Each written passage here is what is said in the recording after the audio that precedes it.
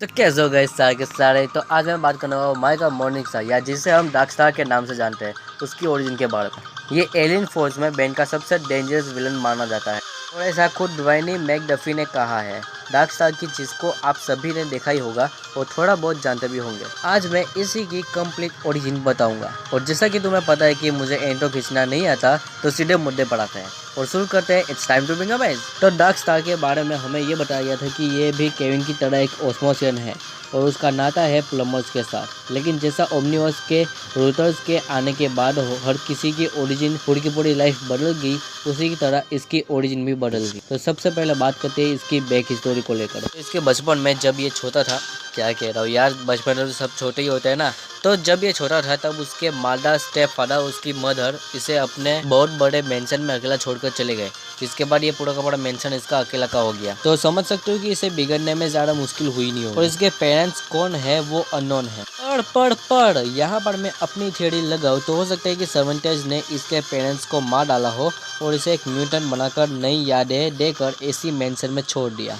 तभी जब माइकल ने आंखें खोली तो वो मेंशन में अकेला था, क्योंकि हम जानते हैं कि ओस्मोसियन नामक कोई स्पीसीज है ही नहीं। तो ये सब म्यूटेंट है और ये झूठ सर्वेंटेस ने फैलाया था। वैसे एक बात गौर की, जो केविन है उसके भी स्टेप फादर है और जो माइकल मॉर्निंगस्टार है ये भी उसके स्टेप फादर मेंशन में अकेला छोड़कर चले गए थे। तो अपने टॉपिक पर आगे बढ़ते हुए, तो जब माइकल मेंशन में अकेला बड़ा हुआ उसने अपनी पावर्स को जाना। उसने जाना कि उसे जिंदा रहने के लिए और ज्यादा खूबसूरत होने के लिए एनर्जीज की जरूरत पड़ती है। एनर्जी वो किसी के भी अंदर से खींच सकता है। और शायद उसने आगे जाके पता लगा होगा कि इस चीज को जिसे वो एनर्जी कहता है उसे मैना कहते हैं, जो कि हर किसी की लाइफ फॉर्म्स होती है। और बड़े होते हुए उसने अपनी हाई स्कूल की लड़कियों को एब्जॉर्ब करना शुरू कर दिया। जैसे जैसे वो हर एक लड़की को एब्जॉर्ब करता, वो लड़की उसके ऊपर और ज्यादा अट्रैक्ट हो जाती। जिस भी लड़की को एब्जॉर्ब करता वो धीरे धीरे ज़ोंबी में बदलने लगा। बाद में इसी की बात मानने लगती। एज अ माइकल ये गोरा चिता नौजवान है जो बहुत अभिमानी है। ये सभी लड़कियों को ट्रॉफीज की तरह मानता है और एनर्जी का भूखा है। ये बहुत ही घमंडी है और खुद से ही प्यार करता है। ये वजह है कि जब चाम कास्ता ने इससे अपना खुद का रियल नेम पूछा था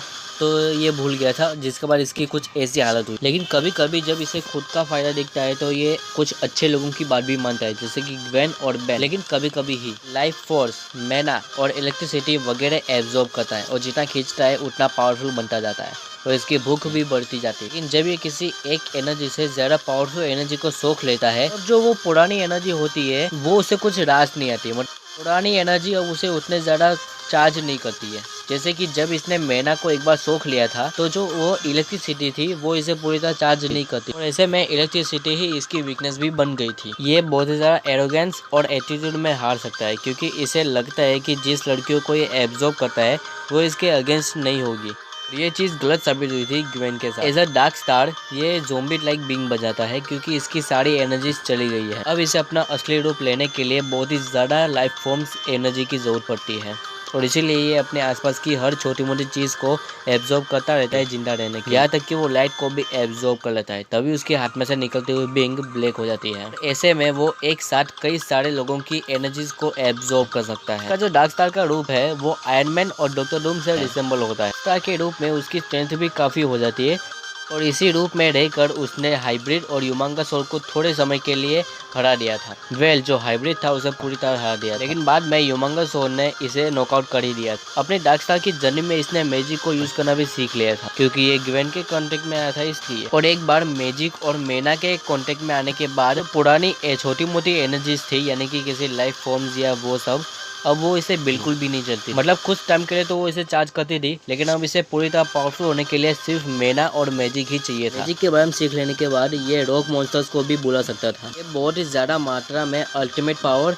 या किसी बहुत ज्यादा मेना को एब्जॉर्ब करता है, तब ये गोल्डन हो जाता है और तब ये अल्टीमेट ह्यूमंगस को भी पछाड़ सकता है। इसका गोल्डन फॉर्म ये बताता है कि ये बहुत ही ज्यादा पावरफुल है। मतलब ये अपनी जो स्ट्रेंथ लेवल है उसकी चरम सीमा पर है। ये शॉक वेव और शील्ड क्रिएट कर सकता है। स्टार डार्क एनर्जी को कंट्रोल और मैनिपुलेट करता है, लेकिन इसकी कुछ वीकनेस भी आ जाती है, जैसे कि एक्टोनाइट्स के आगे ये नहीं चलेगा। उनके पास एनर्जी होती ही नहीं है, तो माइकल सोखेगा क्या? और घोस्ट फ्रीक जैसे बीइंग इसे पोसेस भी कर सकते हैं। मैजिक के बारे में काफी कुछ सीख लेने के बाद कुछ ऐसे स्पेल्स है जो कि इसकी पावर्स को रोक लेते हैं। एक लास्ट में फैक्ट, जो इसका जो नाम है वो आर्च एंजल माइकल और फॉलन एंजल लूसीफर से लाया गया है। लास्ट में क्वेश्चन, इसका ऊपर का माला खाली होने के बावजूद तुम इसे कौन से सुपर विलन के साथ टीम अप होते हुए देखना चाहते हो, तो ये भी इसकी ओरिजिन और हिस्टोरी खत्म होती है।